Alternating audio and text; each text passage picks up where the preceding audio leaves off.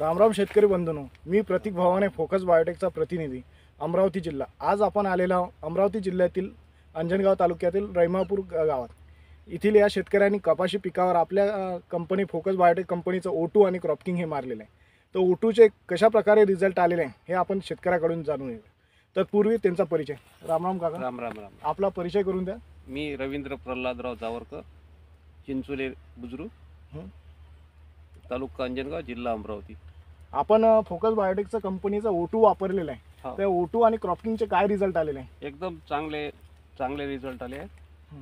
पहिले हे कपाशी पिवळसर होती, हे हिरवी कच्च झाली आणि माल पण खूप लागला।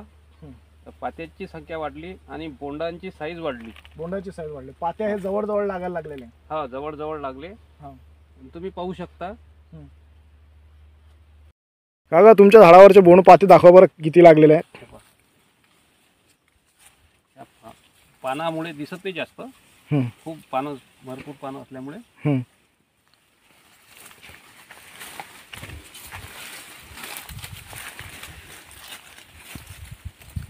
हे पाहू शकता तुम्ही। हो,